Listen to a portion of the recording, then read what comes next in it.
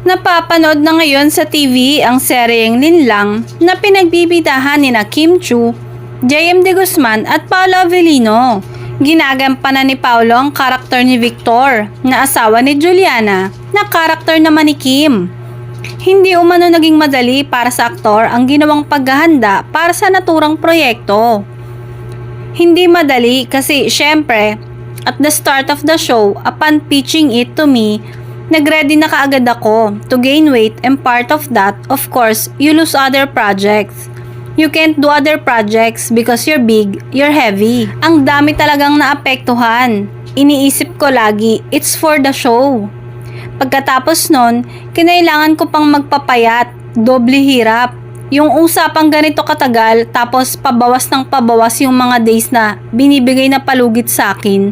Nakangiting kwento ni Paolo. Iba-ibang pamamaraan ang ginawa ng aktor upang magbawas ng kanyang timbang.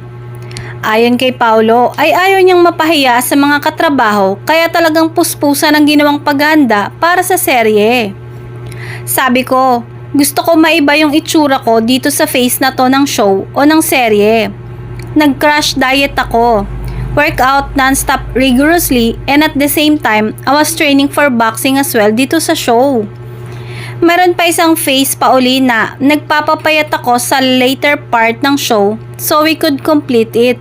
It was hard, mahirap, hindi madali, pero iniisip ko lang lagi, gusto ko lang ibigay yung dedication ko dito sa show na to, and para maiba na rin, gusto ko to yung mga bigating artista na kasama ko rito. Umaasa si Paolo na magsisilbing inspirasyon para sa mga baguhang artista ang kanyang dedikasyon sa trabaho. I hope they can see all the effort that I gave, and I hope it inspires people to do better in the future. Pag may gusto ka, syempre hindi mo napapakawalan. Of course, sa trabaho, kahit sa personal na buhay mo, hindi mo napapakawalan. Pagtatapos ng aktor.